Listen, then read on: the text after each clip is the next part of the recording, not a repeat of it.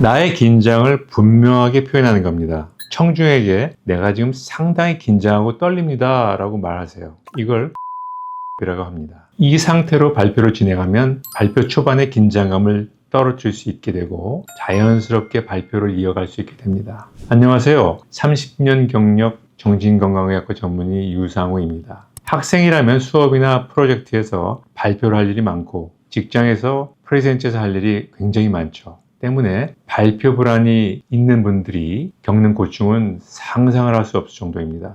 특히 중요한 프로젝트에서 발표 불안이 도져서 망쳐본 분들이 겪는 좌절감은 말로 다 할 수가 없죠. 실제로 저희 환자분 중에서도 발표 공포증을 치료하기 위해 찾아주시는 분들이 굉장히 많습니다. 그래서 이번 시간에는 발표 공포를 어떻게 하면 없앨 수 있을지 그 해결법에 대해 말씀을 드려보겠습니다.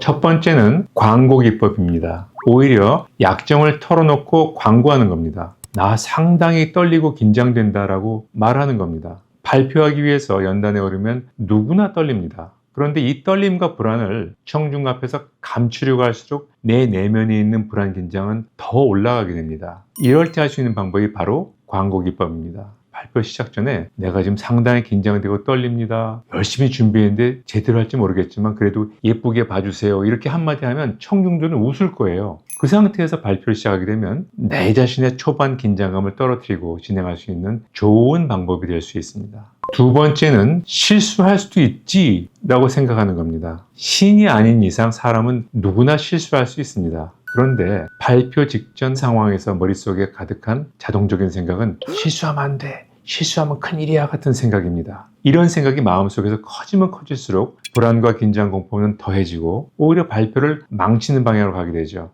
이럴 때 내가 나 자신에게 해줄 수 있는 생각은 실수하면 안 돼, 이런 경직된 생각이 아니라 실수 안 하면 좋겠어, 하지만 사람이니까 실수할 수 있지 뭐, 이런 생각으로 바꾸려는 시도를 하는 겁니다. 발표 공포가 심한 분들은 어떻게든 내가 해야 할 발표를 다른 사람들에게 떠넘기려고 하는 경향도 생깁니다. 이럴 때 할 수 있는 생각은 내가 해야 할 발표를 언제까지 다른 사람한테 미룰 수 있겠어? 남한테 미루지 말고 내가 할 발표는 내가 해야 하는 것이 당연한 게 아니야? 같은 생각을 나한테 반복적으로 해주도록 노력해 봅니다. 마지막 세 번째는 발표 공포가 나만의 문제가 아니라는 사실을 아는 것이 중요합니다. 보편적 진실을 알려드릴게요.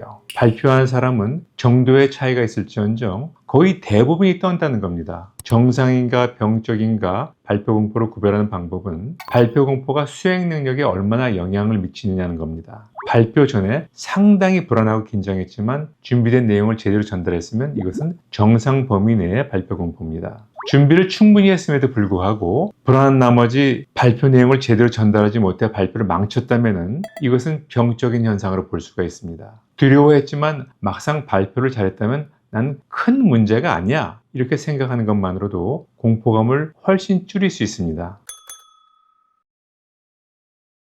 이런 방법들을 모두 써봐도 발표 불안이 너무 심해 극복되지 않는 분들이 있습니다. 이 경우에는 병적인 발표 공포라고 표현하게 됩니다. 발표 공포증은 사회불안장애 한 영역이므로 치료 방법은 크게 인지행동 치료와 약물 치료, TMS, 경두계 자기자극술이라고도 하죠. 이런 비약물적인 치료 방법으로 나눌 수가 있습니다. 인지행동 치료는 개인 치료도 가능하지만 그룹 치료 형태로 진행하는 것이 가장 효과적인 방법입니다. 인지행동 그룹 치료에서 다루는 세부 과정들을 일부 소개해드리자면 호흡훈련이나 이완훈련, 안구훈련, 인지훈련, 노출훈련 같은 훈련들이 기본 훈련이 됩니다. 이런 기본 과정에 광고기법이나 확인기법, 사회기술훈련, 역설지향기법 같은 훈련들이 병행이 되게 됩니다. 여러 가지 훈련 중에 노출훈련, 특히 점진적 노출훈련이 중요한 비중을 차지하는데요. 비교적 만만한 발표 상황에서 점차 어려운 발표 상황으로 자신을 노출해 가면서 그 수위를 점차 높여가는 치료법으로 상당히 치료효과가 높습니다.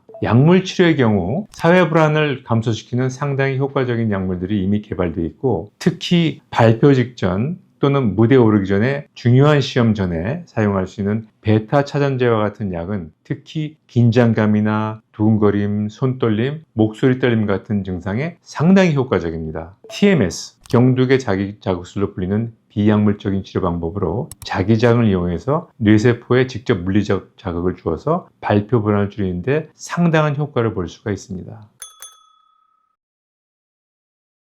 대기업을 다니던 40대 중반의 여성인데 오랜 기간 발표 공포가 있었지만 상황이 별로 없어 문제가 없었는데 대기업에서 부장으로 진급을 했어요. 그 이후로 임원들이나 회사 대표 앞에서 발표나 보고하는 횟수가 갑자기 늘어나면서 그때 생긴 두려움으로 병원에 내원한 경우인데요. 이 사례자는 이렇게까지 긴장을 하거나 두려워할 필요가 없다는 것을 잘 알고 있지만 항상 발표 전에는 두근거리고 입이 마르고 실수하면 어쩌나 하는 공포에 전전긍긍하는 상태였죠. 실제로 여러 번 발표를 망치면서 내가 부장이 되는데 이렇게 실수를 하다가 나중에 임원이 안 되면 어쩌지? 이런 두려움이 마음속에 가득했던 겁니다. 사회불안장애 발표 공포증으로 진단한 다음에 약물치료와 인지행동 그룹치료를 진행하면서 이완 인지훈련 그리고 노출훈련을 진행했습니다. 사례자는 일주일에 한 번 이상 발표 상황이 반복됐기 때문에 특히 호흡훈련을 집중적으로 훈련하면서 발표 1시간 전에는 베타 차단제를 복용하게 했습니다. 다행스럽게도 치료 초기부터 효과가 상당히 있어서 발표 전 긴장감, 두려움이 많이 줄어들고 실제로 발표할 때는 특히 두근거림과 호흡이 빨라진 신체 증상이 조절되면서 크게 떨지 않고 발표할 수 있게 되었습니다. 이 여성은 훗날 부장에서 임원으로 승진했습니다.